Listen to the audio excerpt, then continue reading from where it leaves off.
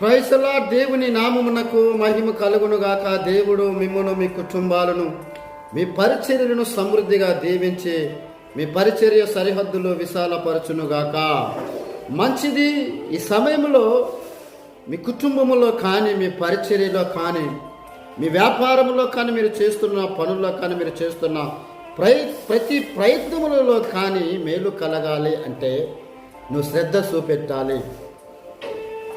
రాజైన సొలొమోను ప్రసంగి గ్రంథములో ప్రసంగి రాస్తూ ఏమంటూ ఉన్నాడంటే 5వ అధ్యాయము 9వ వచనంలో చూసినట్లయితే, ఏ దేశములో అయితే రాజు తన భూమి విషయంలో శ్రద్ధ పుచ్చుకుంటాడో, లేకపోతే శ్రద్ధ చూపిస్తాడో, సర్వ విషయములలోనంట మేలు కలిగిద్దని వాక్యంలో మనము చూస్తూ ఉన్నాం.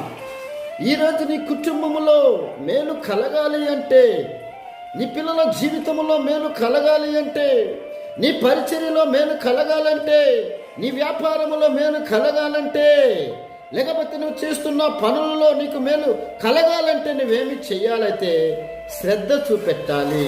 అదే అంటూ ఉన్నాడు ప్రసంగి రాజైన సొలొమోను గారు. ప్రసంగి గ్రంథకర్త అంటూ ఉన్న మాట ఏంటంటే నువ్వు శ్రద్ధ చూపెట్టాలి. బైబిల్ అంటుందిగా, ఇర్మియా గ్రంథం 48:10 అంటాడు, యెహోవా కార్యములు అశ్రద్ధ చేయవాడు శాపగ్రహస్తుడు అంటూ ఉన్నాడు.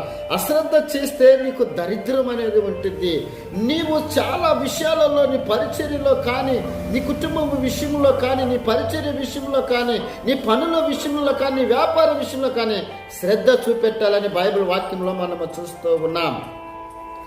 ప్రసంగి గ్రంథం 10:4 అంటాడు, బద్ధకముగా పనిచేయవాడు కంట వారికి నష్టము కలిగిద్ది, కానీ శ్రద్ధ చూపించేవాడంట ఐశ్వర్యవంతుడుగా మార్చబడతాడంటూ ఉన్నాడు.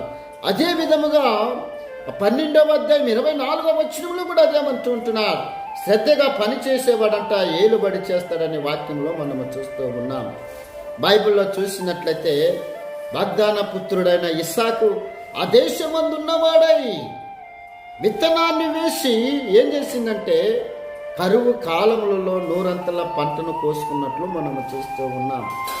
దినవృత్తాంతముల 2వ గ్రంథం 26వ అధ్యాయం 10వ వచనంలో చూస్తే రాజైన ఉజ్జియా తన దేశము మీద శ్రద్ధ చూపెడుతూ ఉన్నాడు, తన ప్రజల పట్ల శ్రద్ధ చూపెడుతూ ఉన్నాడు.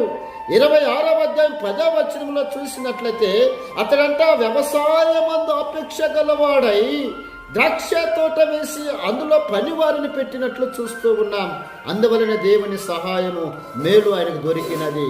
ఈరోజు నీ జీవితంలో కూడా రాజైన ఉజ్జియా వలె, ఇస్సాకు వలె నీ కుటుంబంలో